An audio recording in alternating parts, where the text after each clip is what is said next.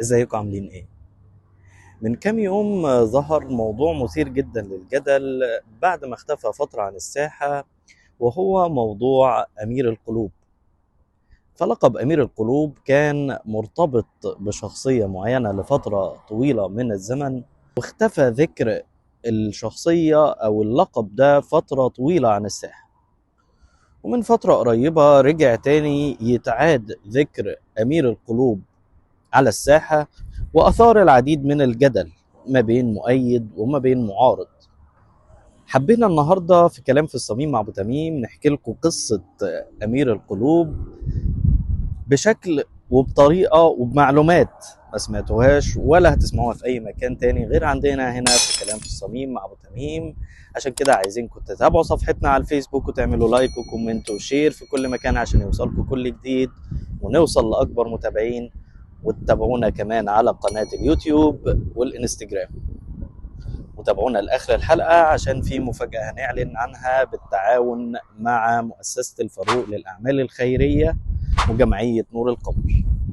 ويلا بينا نسمع حكاية مش بس أمير القلوب، لأ، ملك القلوب.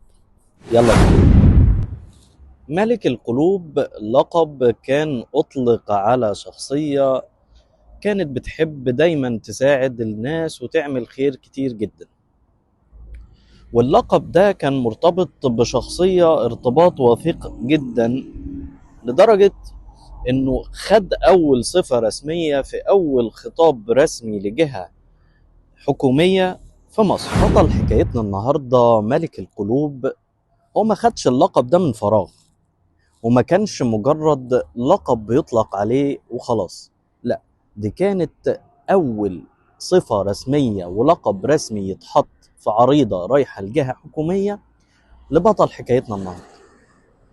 ففي عريضة اعتراض من الأهالي اتكتبت لوزير الداخلية في الوقت ده، اتكتب لقب ملك القلوب على بطل شخصيتنا النهارده.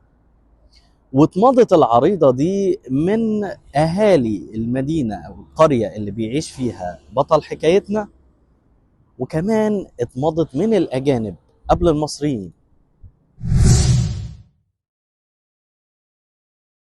اللي كتير مننا لسه ما يعرفوش إن اللقب ده ظهر من أكتر من 100 سنة، وكانت صفة أمير القلوب بتطلق دايما على شخصيات محبة لعمل الخير وبتساعد الأهالي.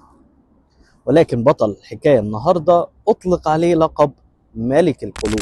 30 مايو 1915 اتقدم أهالي ملاوي بعريض اعتراض على عزل عمدة بندر ملاوي من منصبه لوزير الداخلية وقتها. وكان ماضي على العريضة دي أجانب عايشين في ملاوي قبل المصريين، لأن في الوقت ده كان في عدد من الأجانب عايشين في مصر. العريضة دي كان ماضي عليها حوالي 300 شخص عن عمدة بندر ملاوي أبو زيد بك توني الريدي. الرسالة دي كانت بتوضح رسالة واضحة جدا للجهات الرسمية في البلد عن مدى حب الأهالي وانتمائهم لعمدة بندر ملاوي، واللي حبه ما جاش من فراغ، وكان دايما من مساعدة الأهالي وعمل الخير، وكان ارتباطهم بيه شديد جدا، لدرجة ان العريضة دي كانت أول عريضة تاخد صفة رسمية للقب ملك القلوب.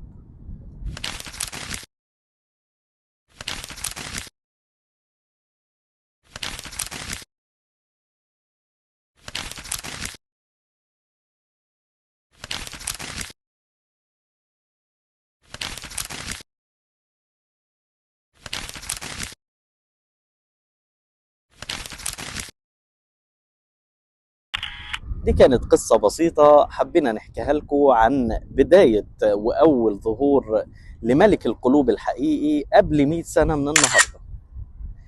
ما تنسوش تعملوا لايك وكومنت وشير في كل مكان عشان يوصلكم كل جديد، تشتركوا على قناة اليوتيوب وتتابعونا على الانستجرام. وفي نهاية الحلقة حابين نعلن عن مساعدات هنقدمها بالتعاون مع مؤسسة الفاروق للأعمال الخيرية وجمعية نور القمر، واللي هيقدموا لنا 50 وجبة إفطار. عايزينكم تشاركونا في الكومنتات لو تعرفوا حالات محتاجة أو أسر محتاجة للإفطار ده، واحنا هنتواصل معاكم على الرسائل على صفحتنا في كلام في الصميم مع أبو تميم، عشان إن شاء الله ننسق معاكم إزاي نقدر نوصل بالوجبات دي للمستفيدين. شاركونا وما تنسوش تتابعونا دايما.